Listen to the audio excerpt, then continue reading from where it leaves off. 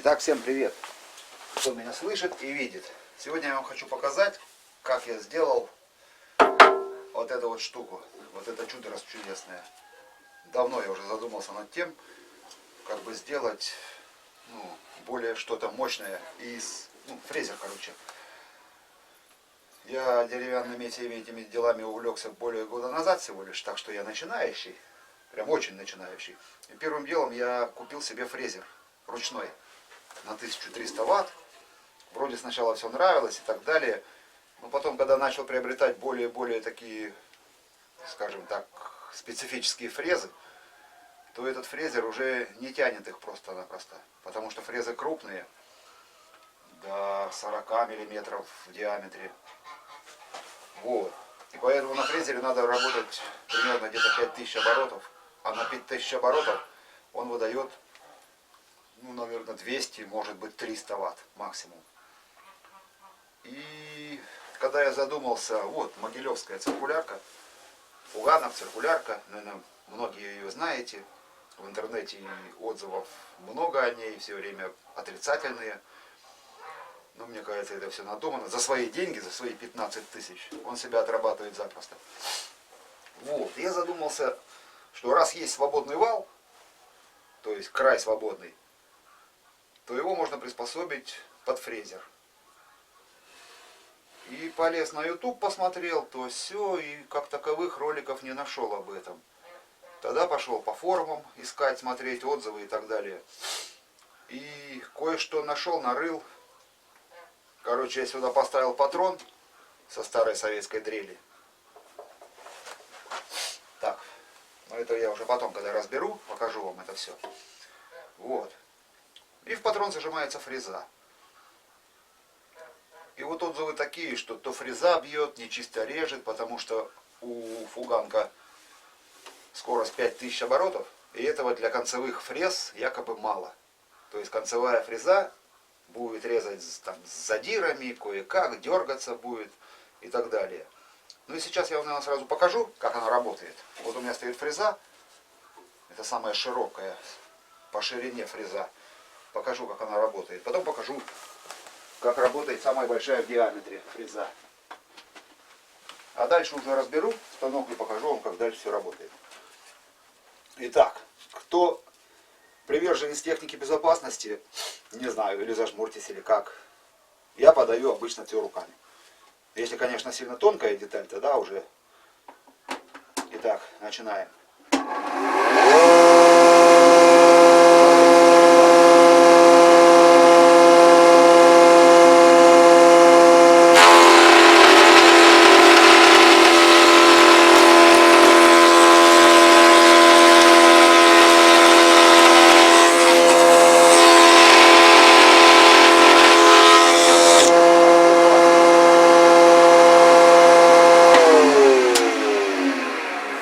Смотрите, этой фрезой, я выставил абы как, лишь бы.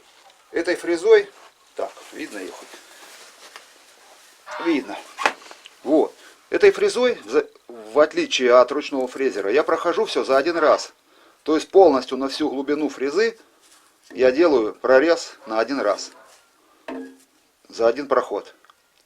Криво получилось, потому что я доску планку забыл выставить. Время же отнимать ваше не буду сейчас выставлять. Вот. Такого ручной фрезер не сделает никогда. Во всяком случае, из дешевого сегмента. Там Makita, Festool и так далее, возможно, это все сделает. У которых есть поддержание мощности и так далее. А обычные бюджетные фрезеры такого сделать не смогут за один раз. Он просто будет останавливаться. А на больших оборотах и фрезу оторвет. Так, теперь. Это я вам показал. Ее выбрасываем. То есть вы видите, что она работает. Работает неплохо. Сейчас я вам еще покажу на одной, просто ту палку было, скажем так, неудобно держать. Вот сейчас на этой доске попробую.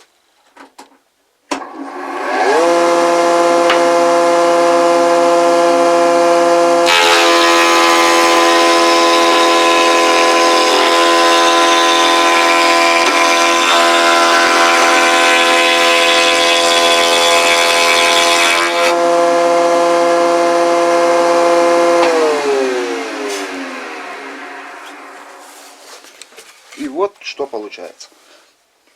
Вполне себе чистый рез.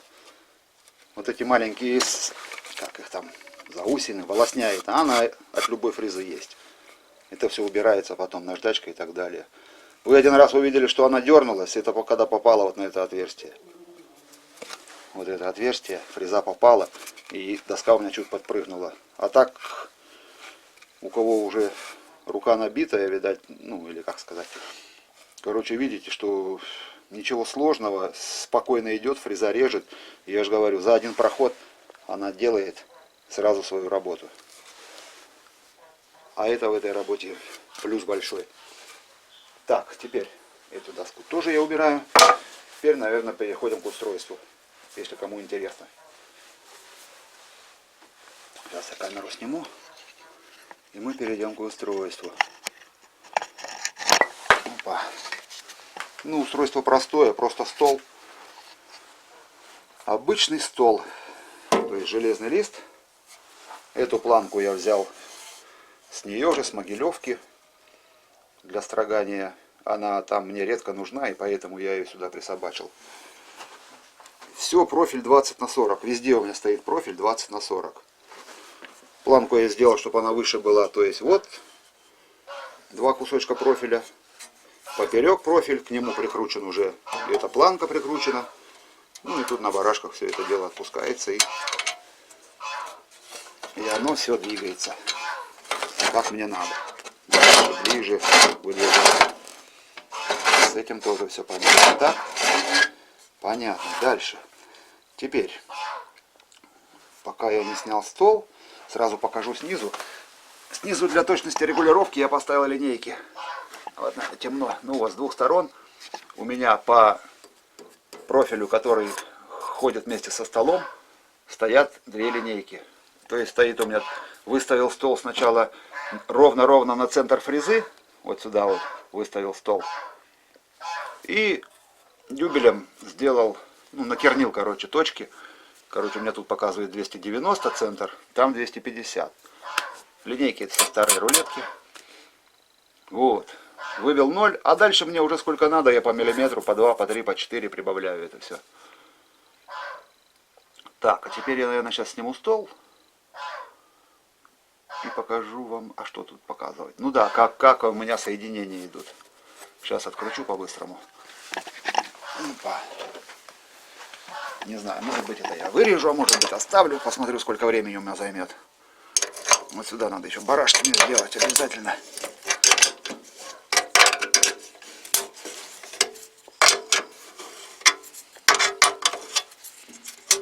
Так, одна гайка и теперь вторая гайка.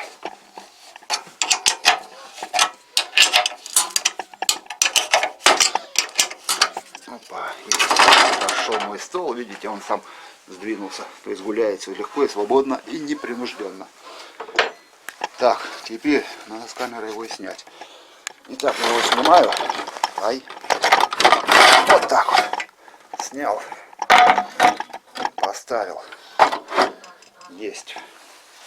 Итак, тут до крепления дойдем. Здесь, в ногах в этих, просто просверленное отверстие. Болты на 8. И шайбу затянул гайкой, чтобы, видите, одну половинку срезал. То есть, чтобы она упиралась в стенку. Ну, вы сейчас поймете, я покажу. На той стороне то же самое. Вот, а здесь эти планки прикручены намертво. Также 20 на 40 профиль. Я их сначала ставил сюда, на родные места. Ну, во-первых, тут выступает тело, и поэтому плоскости соприкосновения полностью с металлом нет. И тогда стол играет. Поэтому я переделал их сюда, ну, подальше. И потом еще в этом нашел один плюс, что я теперь могу для циркулярки стол ставить. Уголки сюда подходят, вот это не мешает вообще. То есть вот сюда ставятся уголки родные со столом, а их мне откручивать не надо. Они у меня все стоят намертво всегда. Вот. Итак, по этой стороне как можно ближе к краю просверлил отверстие на 6. Ну и в стенке просверлил. Намертво прикрутил. А здесь как можно ближе к краю сделал уже на 8. пропил болгаркой здесь и здесь. Пропилил, и у меня теперь стол ходит вверх-вниз, сколько мне надо. Все хорошо, все прелестно.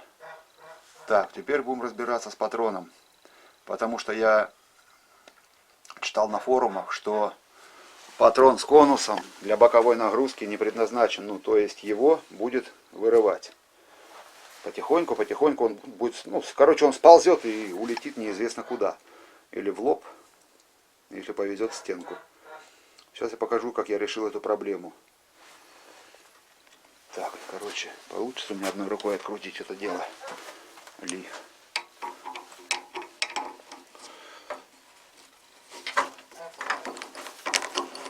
Получилось.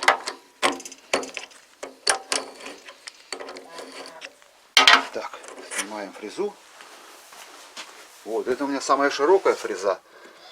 А вот фреза, которая вот самая, ну, по диаметру самая большая. Даже сейчас покажу, вот она. Это у меня для пазов фреза. То есть это, ну, они в комплекте шли. Это выбирает 2, то есть делает шип, а та делает углубление. И вот тоже, смотрите, я с первого раза этой фрезой, я ее вообще испытывал, когда сделал станок. С первого раза сразу режет запросто, свободно. Шип делает. Вот смотрите, ровно, все отлично. И фреза не бьет, и все хорошо получается. Так, дальше. Теперь мне нужно патрон открутить, а я одной рукой не откручу. Сейчас я поставлю камеру. Короче, я это вырежу, скорее всего. Хоть как.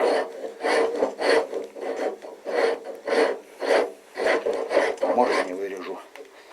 Если за 20 секунд успею, то не вырежу. Так, отвертка. Вот, и именно из-за этого меня, как сказать, тормозило, ну, изготовление именно вот так вот станка. Меня тормозило то, что патрон будет сползать. Я чего больше боялся.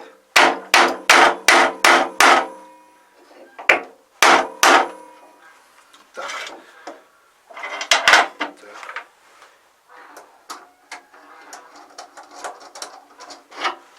Так.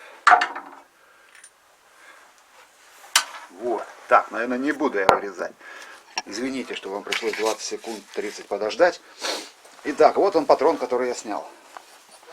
Вот этот патрон. Это со старой советской дрели. ДУ, по-моему, что ли. Ну, наверное, помните, которые самые большие были, здоровые. Вот.